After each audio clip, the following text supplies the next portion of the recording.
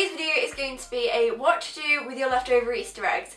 And if you're like me, you take absolutely ages to get through all your Easter eggs. I don't know why. I've still got Christmas chocolates left over. They're underneath my bed and I still haven't eaten them all. So I was like, is there anything I could do to get rid of them and make something out of them? So I'm going to be showing you a way to make them go further, and then you can give them to people and you're not having to have a load of gone off chocolate in your room that'll be there in August, because that'll probably what would happen to me if I didn't use them up. And these taste absolutely amazing. They're cupcakes and they're just to die for. They're so good, and I would definitely recommend that you do them. And I feel like I haven't filmed for absolutely ages. I don't know why. I just haven't filmed for ages because I bulked up on a load of videos, so I didn't have to film with school and that. So everything's been building up quite dramatically. But also, yeah, I've had my hair dyed, if you haven't noticed. I haven't really posted any photos of it on Instagram, so you might not have noticed. But yeah, I had it dyed a couple of weeks ago, about 4 weeks ago, about a month ago. And I literally absolutely love it, so yeah, that's new. And I don't think there's anything else to say, so without further ado, let's get started.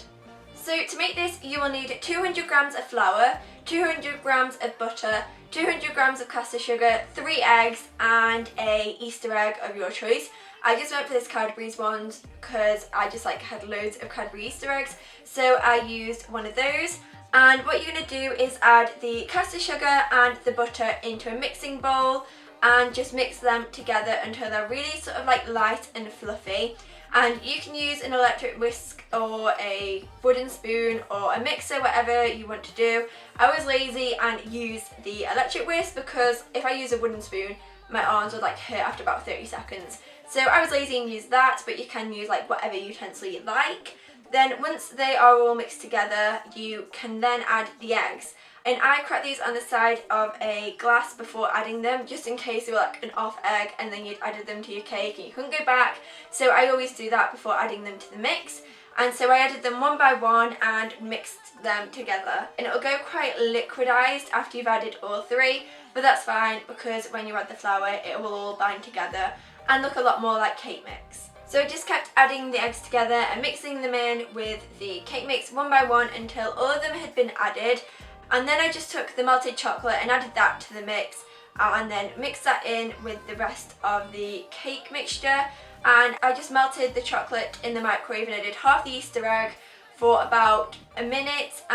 You don't want to do it any longer because it'll cook and burn and you don't want that. So just do it for a minute, no longer, unless it's not all mixed together and melted properly. But yeah, I added that to the mix and then whisked it all together.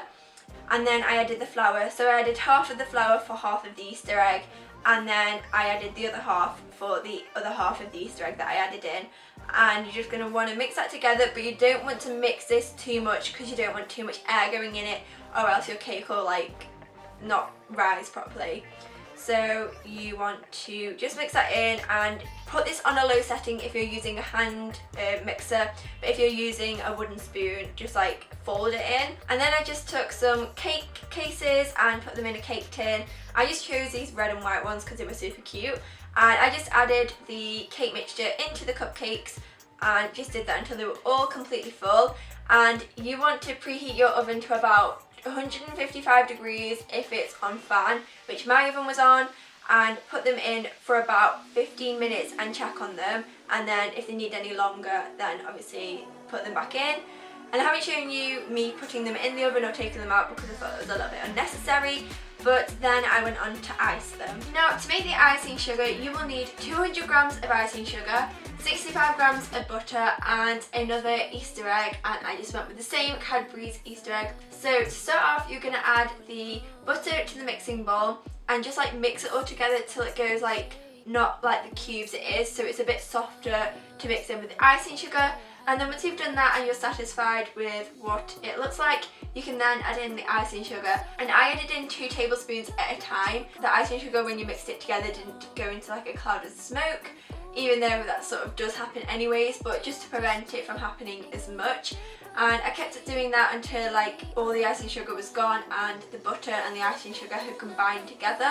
And in the end, I just actually ended up tipping the rest of the icing sugar into the bowl because I just gave up in the end. But once you've added it all in and it's roughly combined, you can add in the melted chocolate. And again, I just melted it for a minute and made sure it was all melted together. And the bowl was really hot, so I used a tea towel to like put it in the bowl with, because I was going to burn my hands otherwise.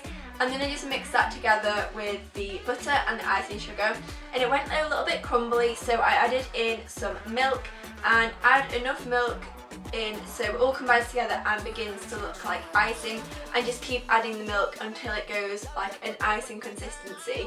And I suppose you all know what icing looks like, so just do it until you think it looks like the right consistency and it has like the right sort of texture to it.